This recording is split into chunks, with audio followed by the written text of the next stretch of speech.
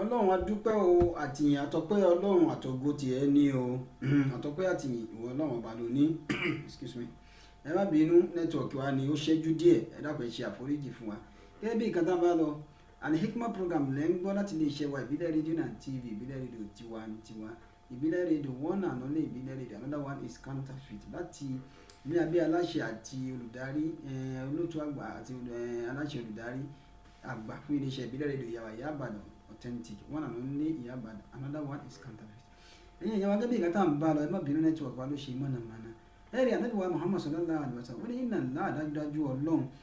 yahulu azaba yóò máa ká ìyà kúrò ánìlẹ̀ hálíkì kúrò lórí àwọn ẹrú rẹ̀. Ọlọ́run má fi ìyà jẹ wá, má fi ìyà jẹ wá. Ó ní má dá mati azil arba tẹ̀sáró ilà sàmẹ́ lópin ìgbà táwọn nǹkan mẹ́rin ìbá ń gun sábà tọ́lọ̀ máa ń gbọ́n nǹkan mẹ́rin náà. Alákọ̀ọ́kọ́ náà sọ pé aswatu subuyan fil kitab, àbíkání àbíká sọ pé aswatu subuyan fil qira'ati al-Qur'an. Táwọn ọmọ kéèké bá ń ka al-Qur'an tán pariwo alif bá gẹ́gẹ́ tán ẹ̀ka ń pariwo tí ní eke ń lọ rẹ̀rẹ̀ tí wọ́n Allah. ẹlẹ́ẹ̀kejì ní azanul mu'azzinin, ó náà ní tí lóògbà táwọn àlàdáni bá ń pè mú táyé bá ń pè tó sì ń kírun láyé. Excuse me, mo wá ń sọ lọ Ànábì Muhammad sallallahu alaihi wasallam, gbogbo ẹ̀yin èèyàn wa ẹ̀yẹ́ má bínú nẹ́tíwọ̀kì wa ló ṣẹ́jú. Ó ní akthiru tilawata al-Qur'ani fi buyutikum, ẹ máa jẹ́ kí al-Qur'ani kíkà ìwé Ọlọ́run al-Qur'an ẹ kà kó, ẹ máa jẹ́ kí kíkà rẹ̀ pọ̀ nínú ilé yín. Fa innal bayta, dájúdájú ilé kílé yaqra'u fi al-Qur'an, tá a bá ń ka al-Qur'an níbẹ̀ yakthiru khayru, oore inú ilé náà pọ̀. Ọlọ́run jẹ́ kí oore ó pọ̀ nínú ilé wa. Wa yaqillu sharru, aburú bẹ̀ ó sì kéré, kò sí ilé tó ní dáadáa tí ò láburú nú. Excuse me. Ó wá ní fàyínà lẹ́bẹ̀ẹ́ta Ànábì ní dájúdájú ilé kílé la yuqra'u fi al-Qur'an tí wọ́n ká al-Qur'an níbẹ̀ o yaqillu khayru, oore inú ilé náà ó kéré. Wa yakthiru sharru, aburú sì pọ̀ nínú ilé náà, ọlọ́mọdé aburú pọ̀ nínú wa. Ẹ wo iye owó táwọn náà sí nursery school nísì, ẹ wo nursery and primary school, ọmọ kéèké ọmọ ọdún 2 3 tí ò tí ì lájú wọn ni wá nursery yá, ẹ wá dúró táwọn school ń gbà lọ́wọ́ wa. Ìjọ fún àwọn ọmọ rẹ sílé igbó láti kí al-Qur'an. Ẹ dákun, Yorùbá ní láti kékeré ní ìmọ̀lẹ́ tí kọ́mọ rẹ̀ lásọ̀, kọ́mọ ó kírun fún ọmọ al-Qur'an. Àìmọye ọmọ àgbàlagbà géńdé Ọlọ́run, èmi ò lè dá fátí àkàdélẹ̀ débi ètò àwọn òun fẹ́ kírun. Inú nǹkan márùn tó ní kéèyàn ó ṣọ́ láyé,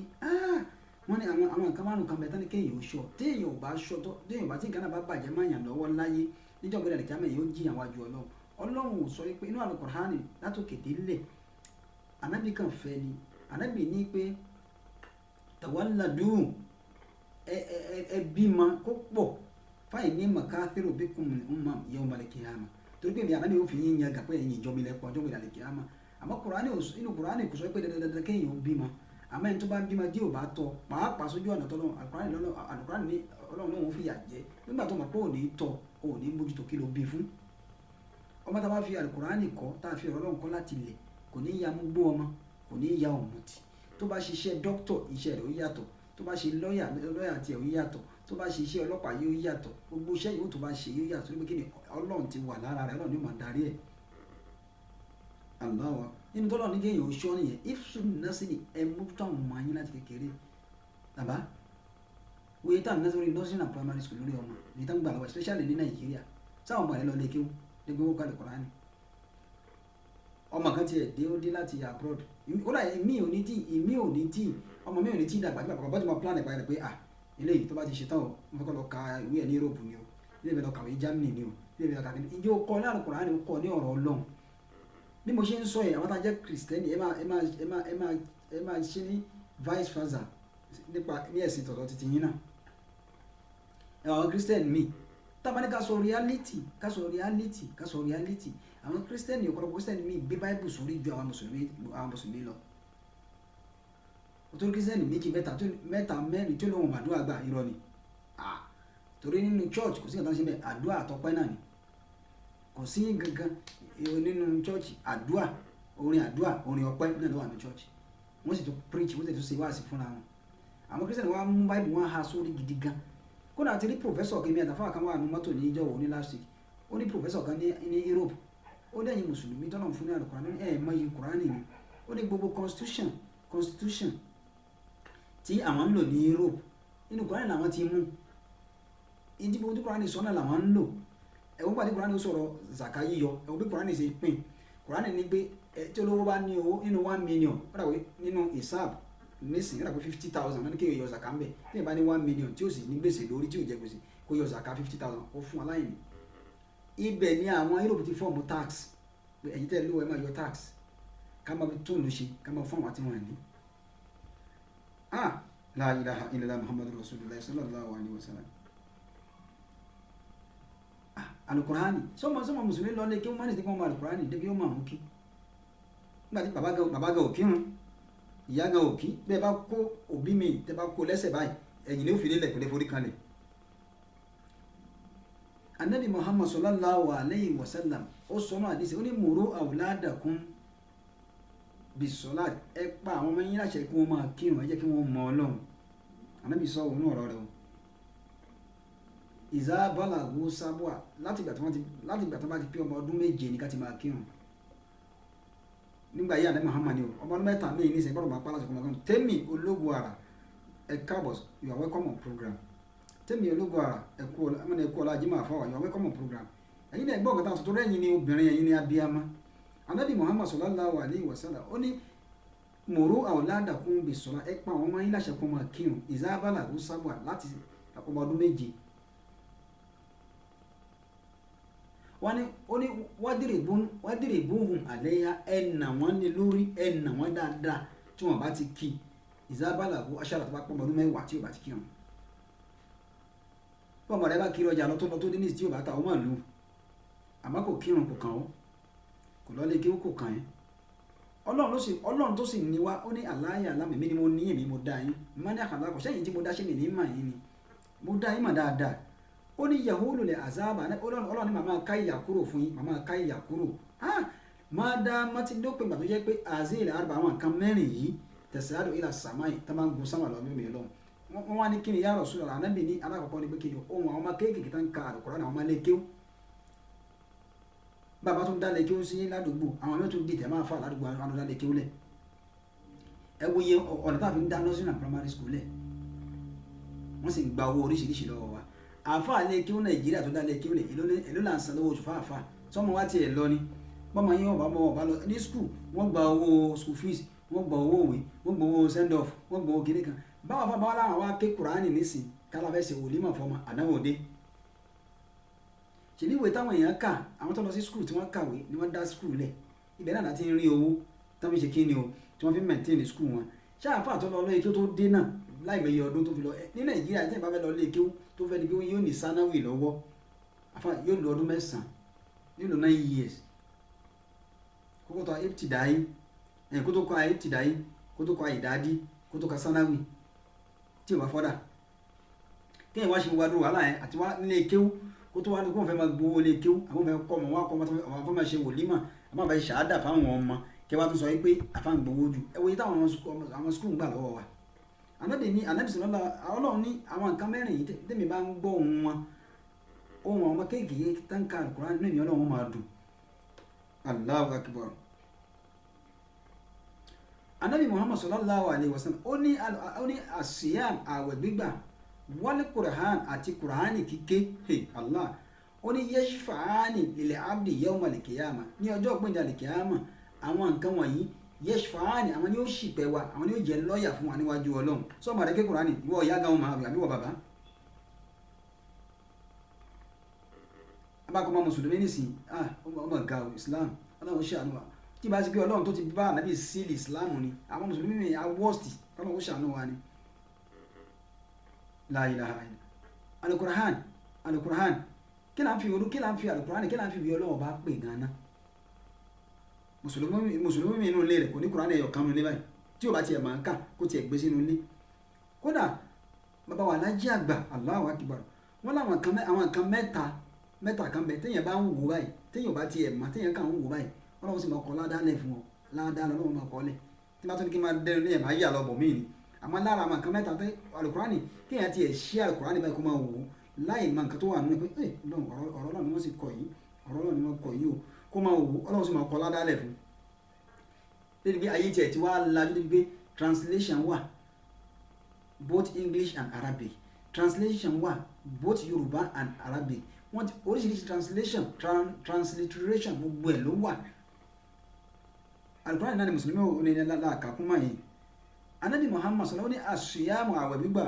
wal Qur'an àti alukur'an yashfa'ani ní àmì yawm al-qiyamah ìjọba ìdá al-qiyamah àwọn ni ó ṣe lọ́ọ̀yà fún wa tí wọ́n bá jẹ́ agbẹjọ́rò níwájú Ọlọ́run tọ́mọ rẹ̀ mọ bàbá kódà àríkà wípé tọ́mọ kékeré bá gbé tíra báyìí tọ́lọ̀ lọ sílé kéwú wọ́n ní orí ìyẹ́ màláíkà ni ó máa tẹ̀ lọ sílé kéwú òun náà ni ó tẹ̀bọ̀ tí ó fi dé Ọlọ́run sì máa fi ẹsẹ̀ kọ̀ọ̀kan tó bá ń gbé yóò máa fi kọ́ lálẹ́ fún àwọn bàbá rẹ̀ àti ìyá rẹ̀ tí wọ́n pa aláṣẹ pé kó lọ sílé kéwú. Tabani Qur'an Allahu Akbar afáàkání alimu awladakum dinakum liyukima ba'dakum atharakum wọ́n ní alimu awladakum dinakum ẹ fi ẹ̀sìn yẹn fi mọ àwọn ọmọ yìí liyukima ba'dakum atharakum ṣòkòtẹ́ ẹ̀ bá sí ní láyé mọ́ àbí ẹ̀dẹ́pọ̀ àgbà àwọn ni ó tẹ̀lé orí pa yín àwọn bàbá wa ń lẹ̀ Yorùbá wọ́n ní Allahu Akbar wọ́n ní òrìṣà tí a bá fi mọ ọmọdé téèyàn bá ń sin tí ò bá fi mọ ọmọdé wọ́n ní òrìṣà náà ó parẹ́ bàbá wa kíta ló lè gbà wálẹ̀ tó ju Ọlọ́run lọ ọ̀rọ̀ Ọlọ́run la pa síta àkémọ̀ yìí àwọn ọmọ òkè alukur'an nínú ilé bàbá dénú ilé ẹlòmíì oríṣiríṣi àwọn novels àwọn kí náà pẹ̀ kí ni àwọn novels àwọn ìwé oríṣiríṣi lẹ́ẹ̀bà nínú ilé rẹ̀ ẹ̀ẹ́dì bá alukur'an ẹ̀yọ̀ kan mùsùlùmí sì lùkẹ́ra rẹ̀ ọmọ ìdọ̀lẹ́ kí bó bá tiẹ̀ káwọn ọmọ ìlọlẹ́ kí wọ́n náà wọn gba àfáà fún wọn nínú ilé kí wọ́n máa ṣe bó gba tíṣà tí ń kọ́ àwọn ọmọ rẹ̀ ṣe bó sì wọ́n lọ lẹ́sìn. alukur'an ọ̀rọ̀ Ọlọ́run ni àwọn tó jẹ́ kírísítẹ́nì náà kọ́ ọmọ rẹ̀ lẹ́sìn rẹ̀ gbogbo tí o bá ti sí ẹ̀sìn láyé yóò yíwọ́ Ọlọ́run ní yahoo lè azam èmi ò máa káyà kúrò fún yín táwọn kan mẹ́rin ìbá ń gbọ́ sáwọn tó bá ń gbóhùn wọn àwọn ọmọ kéékèèké tó ń ka alukur'an ọmọ ìdánwò àwọn mùsùlùmí ìkànnì àwọn lẹ́kṣọ̀ àwọn àfáà wa dáadáa ni wọ́n àwọn ni wọ́n sọ̀rọ̀ tí mo fẹ́ sọ yìí fún wa àwọn parí ní University of Sokoto ní Usman Dan Fodio University ní Sokoto wọ́n ní táwọn tí àfáà bá wa ń lọ lé wọ́n ní wèrè kan wà ní ẹnu ọ̀nà skul ní títì tí skul wà àwọn máa ń wo wèrè yẹn all the time àwọn rí i pé ó ní ìwé kan tó máa ń kà tí wọ́n kọ bí English and Arab tí wọ́n kọ àwọn sáà ní kí wọ́n máa ń kàwé kàwé rẹ̀ sí ni toró ti wà mẹ́ ibẹ̀ ló máa ń dúró sí tó máa ń tọrọ owó la ilaha illallah Muhammadu Rasulullah alukur'an anabi wa alukur'an Ọlọ́run kan sọ fún anabi Ọlọ́run sọ nínú àyà kan ní alukur'an ni wípé ó ní wọ́n àmúrò alákàbí sọ̀lá ẹ pa àwọn ọmọ yín láṣẹ kí wọ́n kírun wọ́n àmúrò Ọlọ́run ìwà nàbí Muhammad kì í ṣe wà nìkan ládé kò sí Islam àti wà táwọn ọmọ rẹ̀ àti fámìlì yìí ni mùsùlùmí kí ló dé tà proud ta ẹ bá dé ẹnu ẹlẹ́nu mi ní sàn I'm proud of Islam ó lẹ̀ mẹ́nu orí ẹnu lẹ̀kùn rẹ̀ ẹlẹ́mí lẹ̀ mọ́ orí fíríjì ẹni kó wá kírun mùsùlùmí mi ò lè dá àdúrà sí ẹni sorry mi ì màdúrà sí àwọn màdúrà sí ẹ máa ṣe pé ọ̀dẹ̀ Al-Qur'an ni mà tóbi gan ẹ̀yìn yẹn wa tẹ̀ wà lórí program ẹ dàgbọ́ ní Allahu Akbar Al-Qur'an tóbi gan táàbà bá ṣe òní mà fọ́ ma tó kọ́ ma ní Qur'an àfa wàhálà dé ẹ̀wọ̀n tó lọ́n sọ Ọlọ́run tí mo máa ń rí àwọn nǹkan wọ̀nyí èmi ó ṣe kí ni o èmi ó máa ká ìyà kúrò fún yín inú ilé tó bá ti ń ka Al-Qur'an orí ó sì máa pọ̀ níbẹ̀ ọ̀rọ̀ Ọlọ́run ni Ọlọ́run sọ mí ká pé záálíkàlẹ̀ kìtàbù pé ọ̀rọ̀ èmi Ọlọ́run ni Al-Qur'an ni láàárọ̀ ibà fi kò sí iyèméjì ń bẹ kò sí dáùtù lórí ẹ̀ kò dání ni mọ̀tẹ́kìn ó ní ojú ọ̀nà tí gbogbo yóò tọ̀ ó ní ojú ọ̀nà àmọ̀ fún wa ọ̀tọ́ bá bẹ̀rẹ̀ Ọlọ́run ọba ẹ jẹ́ káwọn ọmọ wọn kí Al-Qur'ani àwọn àgbàlagbà kó àwọn àgbàlagbà náà tó ní ṣọ́ọ̀bù ọpọlọ tó fi ń ṣí 20,000 50,000 tó fi ń ṣí owó pọ̀ tó fi ń ṣe bí ọpọlọ rẹ̀ náà ó lè ké Kùránì ké tẹ́ ẹ̀ bá tiẹ̀ ké wọ́n ẹ̀ ké Al-Qur'ani kẹ́ ẹ̀ mọ̀ kẹ́ tó wá mọ ìtumọ̀ rẹ̀ translation wà àwọn afá kó má jẹ́ pé àwọn afá àgbà ó kàn máa parọ́ lásán bí wọ́n ṣe àbẹ́ exaggeration àwọn afá ń sọ wèrè wà lẹ́nu ọ̀nà lẹ́nu ẹ máa gbọ́ wèrè tó ti ya wèrè tipẹ́ tó ti mọ̀ tipẹ́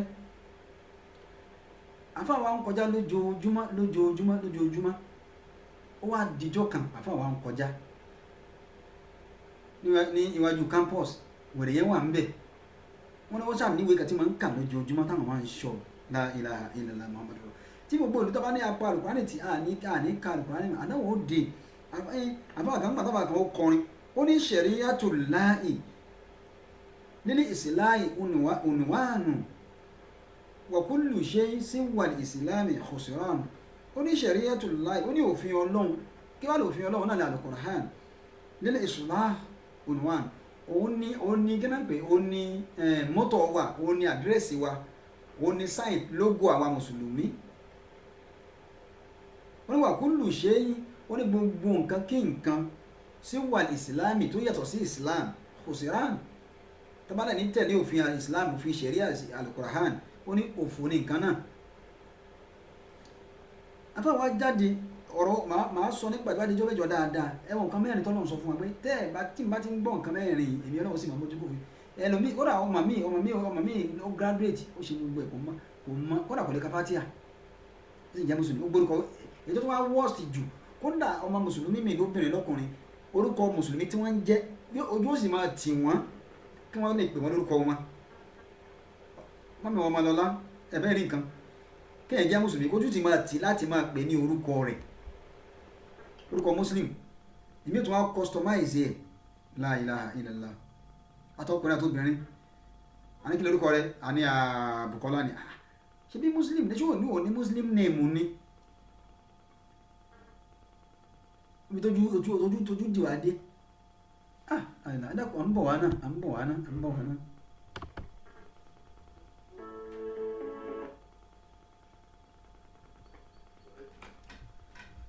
tó ẹ̀wọ̀n kan ẹjẹ́ sáré polówó ọjà ká padà wá láàrin ìṣẹ́jú kan tá a bá padà dé kí wọ́n sọ̀rọ̀ wèrè náà kí wọ́n fi kásẹ̀lẹ̀ ìjọba ìjọ ká máa bá a lọ à ń bọ̀ wá náà ẹjẹ́ sáré polówó ọjà náà.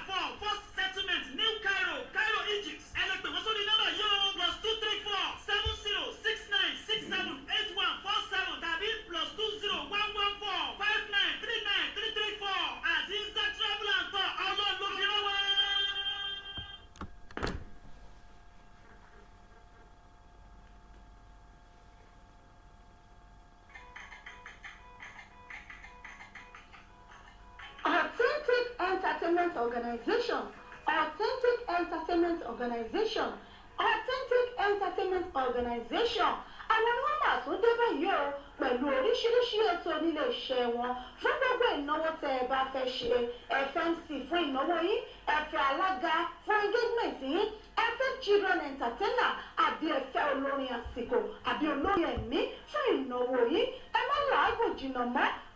Authentic Entertainment Organization wọn tún ti gbèdé fún gbogbo ìnáwó yìí ìrọ̀rùn ló bá dé fún gbogbo ayẹyẹ yìí event planner lẹ́fẹ́ ni fún gbogbo ayẹyẹ yìí ẹ̀yin tí ẹ̀ tí nìkan abẹ́tẹ̀ tí wò pé bò lè ṣe fẹ́ ṣènáwó yìí ẹ má nìkan mọ́ ẹ má fòyà ẹ má bẹ̀rù organization wọ́n ti wà nílùú London báyìí tí wọ́n fi kalẹ̀ sí fún gbogbo ayẹyẹ yìí tí ẹ bá fẹ́ ṣe fún gbogbo ìnáwó yìí ẹ má làágùn jìnnà wọ́n ń bẹ níkàlẹ̀ fún yín wọ́n bá yín tó gbogbo ayẹyẹ yìí wọ́n bá yín mú MC alága ni olórin ni children entertainer ni gbogbo ẹ̀ pátápátá ní bẹ̀lọ́dọ̀ wọn nílé iṣẹ́ wọn Authentic Entertainment Organization ìlú London náà ni wọ́n fi kalẹ̀ sí fún gbogbo ibikíbi tí ẹ bá ti fẹ́ ṣayẹyẹ yìí ẹ̀yin ẹ pè wọ́n lò ní kò síbi tí ọlọ́jà wọn ò dé ẹ pè wọ́n sórí ẹ̀rọ ìbánisọ̀rọ̀ wọn 079 080 25944 179 080 25944 tàbí 07424 728 743 07424 728 743 ní àwọn ẹ̀rọ ìbánisọ̀rọ̀ wọn tẹ́ ẹ lè pè wọ́n sí tàbí kẹ́ ẹ lọ sí ímeèlì wọn lolio7@yahoo.co.uk wọ́n ń bẹ lórí Twitter wọ́n ń bẹ lórí Facebook bẹ́ẹ̀ ni kò sí ẹ pè wọ́n lónìí gbogbo ibikíbi tẹ́ bá ti fẹ́ ṣayẹyẹ yìí ìrọ̀rùn ló bá dé ẹ kàn sí wọn lónìí Authentic Entertainment Organization ìrọ̀rùn ló bá dé ẹ̀yin náà bá wọn dòwò pọ̀ lónìí kẹ̀sì rí pé rere lolúwa. tó ẹ káàbọ̀ padà láti ojú ọjà ẹ̀yin èèyàn wa àìpé àsìkò wa ti kó wa ní pápámọ́ra bẹ́ẹ̀ ni ó ti kó wa ní pápámọ́ra tó èyí tá à ń sọ látẹ̀ka ni pé anabi Muhammad sallallahu alaihi wasallam náà àdìsí kùdìsí ọlọ́run ní iná ńlá dábẹ́jọ́ èmi ọlọ́run yẹ̀hóòlù lẹ̀ àzáàbà ánìlà kálíkì tàbí yẹ̀rọ̀fáwò lẹ̀ àzáàbà ánìlà kálíkì màá máa kó ìyà àti àdáwò kúrò nínú òòjọ́ àbí nínú ìlú àbí lórí àwọn èèyàn àbí nínú ẹbí kan mọ́ dáama tí àzí ilẹ̀ àrùbá àtúntẹ̀sẹ̀ ilẹ̀ sàmẹ̀ tí àwọn nǹkan mẹ́rin yìí bá ń gun òkè wá bẹ́ẹ̀ mi ọlọ́run tí mo bá ń gun nǹkan mẹ́rin náà wọ́n wá ní kí ni o alákọ̀ọ́kọ́ ó ní asùwàtò ṣùgbọ́yàní fìlìkìtà àwọn ọmọ kéèké tá ń ka Al-Qur'an Al-Qur'an náà là kéma yìí ẹ gbà fáàsì lè yín ẹ gbà fáfá ọmọ yìí ká máa kọ́ máa yín lè kéwù ẹ dá lè kéwù lẹ̀ ládùúgbò ẹlòmíì tọ́mọdé ò bá ti lọ skul tí ò lọ kiri kan ó lè dùpa àmọ́ tọ́mọ bá lọ lè kéwù kò kíá bí iṣẹ́ bá sì dàrú tọ́nà bá dàrú Kùránì náà ni wọ́n ń ké fún yẹn o tá a lárí tó lọ léèwé tó dé tó wá ní òun fẹ́ lọ sọ́dọ̀ àfà ẹni ní àyídàkùn àfà ẹlọ́wọ̀n geography ẹ̀hàn fún kó mú kó fi ṣe hàn tú ẹlọ́ ka geography fún ẹlọ́ ka àwọn bàbá kan wà tá a mọ̀ nígbà kan lọ́dọọdún ó ní iye yàsí táwọn bá wọn ṣe nù ní à ṣe yàsí à ṣàdúrà síbẹ̀ á tún wá pa ẹran ṣé tọ́rọ̀ bá yíwọ́ ṣé geography economics àwọn kẹtẹ́ ń kà ṣé òun lẹ́ kà sí gbẹlagbájá onílé post kan ẹwọ́n àwọn olóṣèlú tí wọ́n ká àwọn àfáà àkùnrin tí wọ́n ká Al-Qur'ani kù nígbà tí wọ́n fi débẹ̀ ilé àfáà náà ń tọ̀ lẹ́yọ̀ kọ̀ọ̀kan ẹ ṣàdúrà fún wa o agbọ́dọ̀ wọlé o agbọ́dọ̀ débẹ̀ o Kùránì ni wọ́n á pálí mọ́ kí ló tí wọ́n lọ ka geography fún wọn àbí ka economics àbí kí wọ́n ka biology kí wọ́n hàn fún wọn kó kí wọ́n hàn kán wọ ìdíra àbí kí wọ́n hàn fún wọn kó mú kí wọ́n yóò wú dànù. Allahu Akbar tó àsìkò wa ti kó wa ní pápá mọ́ra wọ́n lá pé a ní stop over lẹ́ẹ̀kan òun ló fà tó fi jẹ́ bí ẹni pé a ti kọjá táìmù kan ṣe pé báyìí náà ní ìsinmi Al-Hikmat program lẹ́gbọ́n láti lè ṣe wa ìbílẹ̀ rédíò náà TV ìbílẹ̀ rédíò tiwantiwa ìbílẹ̀ rédíò on top forward ever backward never.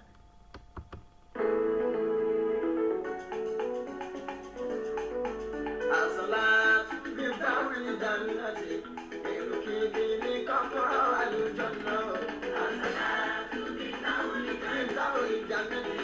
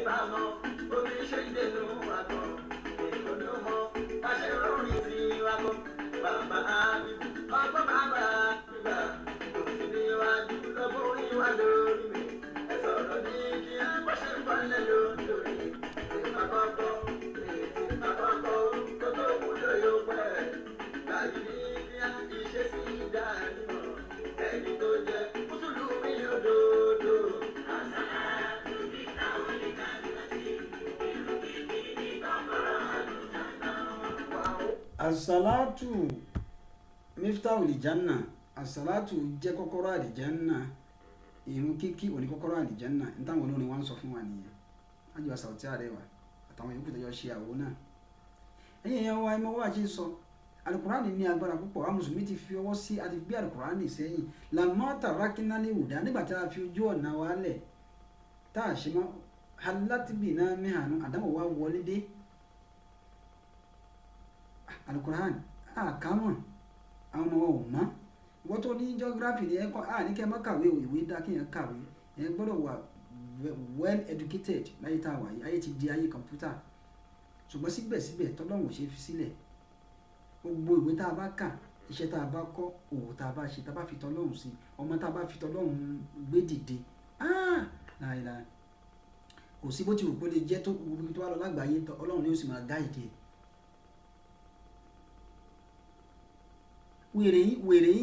wèrè wà ní street school tí àwọn afáwa yìí ti parí afáwa Abdulmumin Ayára ṣé wà kí wọn àwọn ni national mission fún Ansar Islam lẹ́ni bàbá wa tí mo fi ti Ìlọrin dárúkọ wọn àwọn ni wọ́n sọ̀rọ̀ náà wọ́n ní wèrè yìí wà ní street wèrè wà ní street wọ́n tẹ̀ wá ọmọlọ́lá mọ́mí wá ṣe wà pẹ̀lú mi àtẹ̀yìntẹ̀ wà ń bẹ̀ wèrè ní wèrè mo ní bọ́dà wa ó já sọpẹ́ lẹ́ẹ̀kan bẹ́ẹ̀ bàtà ní cut off oníwọ́n ṣe kíni oníwọ́n kò lórí program akin púpọ̀ ẹ máa bá wa share program ẹ máa bá wa share pẹ̀lú pàápàá ní topic time treat tó bá di jọ́bẹ̀jọ́ máa tún continue wèrè wá rìn lọ lójú ọ̀nà àfáà wá jáde ní school wọn náà máa rí wèrè mẹ́rin lójoojúmọ́ ó wá dijọ́ kan àwọn fẹ́ fún wèrè yìí lówó ìwádìí ó ṣàníwèé kan tó máa ń kà bí àwọn pocket bible up Quran ó ṣàmú dání Quran kékeré ló wà lọ́wọ́ ẹ̀ tó máa ń kà wèrè sí ni tó ló ti wà mẹ́ẹ̀ ti pẹ́ ẹ máa gbọ́ tí wèrè sọ la ilaha illallah wọ́n wá àwọn ayọ̀wó jáde lápò àwọn wá ní take wọ́n ní wèrè yẹn sì wo ojú àwọn ó wo ojú àwọn báyìí la ilaha illallah kí ni wèrè sọ fún wọn ṣé ká sọ ìjọ mẹ́jọ ni ẹ jáde ìjọ mẹ́jọ ká gbọ́n tí wèrè sọ ọ̀dà mẹ́jọ á ṣe bẹ́ẹ̀ wọ́n náà wá yọwó jáde lápò àwọn wá nà sí wèrè yẹn sì wo ojú àwọn báyìí ó ní give it to that man. The Holy Quran is enough for me. Allahu Akbar. Kọ́lá English ni wèrè yẹn sọ. Ó ní gbàtí wọ́n ní àwọn yọ owó jáde owó pé gbà àwọn fẹ́ fún wèrè yẹn. Ó kàn wójú àwọn ni ó ní give it to that man. The Holy Quran is enough for me. La ilaha illallah Muhammadu Rasulullah. Wọ́n ní àwọn sì wò kí omi sì jábọ́ lójú àwọn. Wèrè. Ó ní ẹ fún ẹni yẹn lówó yẹn. Kùránì tí mo múná tí mo ń kà is enough for me wèrè ló sọ bẹ́ẹ̀ ìwọ tó lọ́pọ̀lọ́ngọ́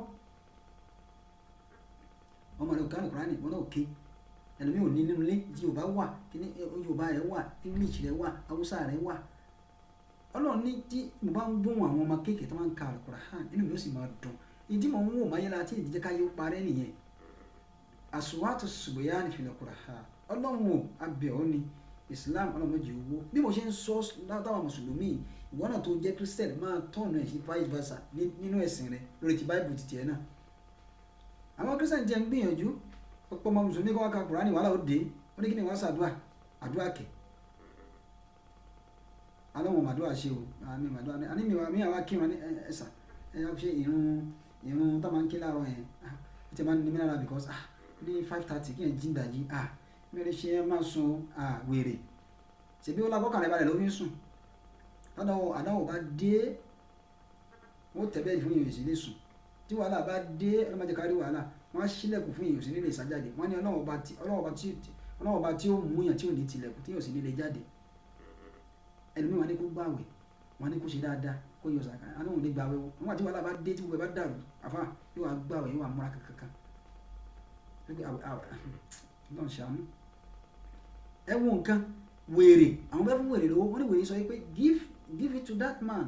the Holy Quran is enough for me so tó wọ mùsùlùmí tó ń ṣe tó kàlù Quran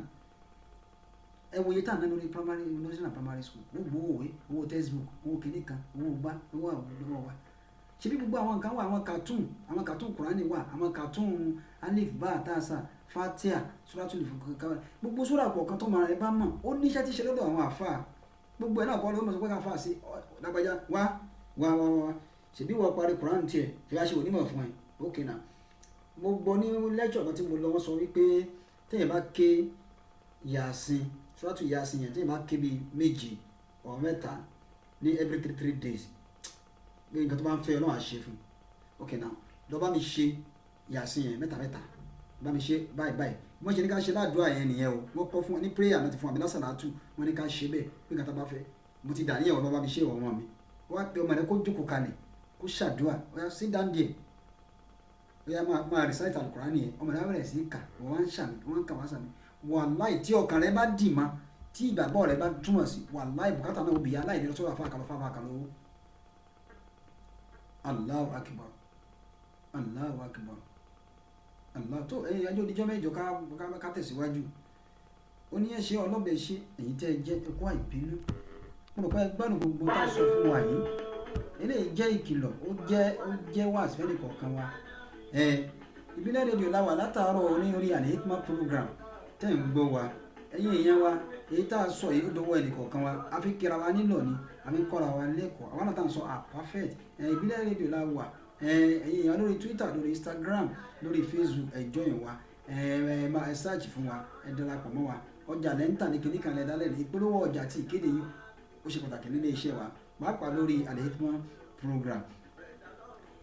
oníyanṣẹ́ ọlọ́bẹ̀ ṣe o nọ́mbà wọlé lè pè wá sí nọ́mbà ìbílẹ̀ rédíò mo ti sọ fún wa náà lẹ́ẹ̀kan +4474 5935799 ẹ lè pè wá síbẹ̀ bó jẹ́ èmi ọmọ yín náà lẹ́yìn bá sọ̀rọ̀ nọ́mbà tẹ́ lè pè mí sí nọ́mbà yẹn WhatsApp ní +234 7069678147 www.ibileradio.com òun náà ní wẹ́bsáìtì wa info@ibileradio.com òun ní ímeèlì wa ẹ darapọ̀ mọ́ ẹ sáàjì fún ẹ máa bá wa ṣe ẹ bá wa ṣe àyẹ ẹ̀yin ẹ tó fọ́lọ̀ mi pàápàá lórí Azizak Islamic Foundation ní orí Facebook Azizak AZEEZAK that is Azizak Islamic Foundation àmà space yẹ pàtó wáyé pé lórí Instagram ni ẹ fọ́lọ̀ mi ń bẹ̀ Azizak Islamic Foundation ẹ kọ gbogbo ẹ̀ papọ̀ ẹ wá fi 1981 sẹ́yìn Azizak Islamic Foundation 1981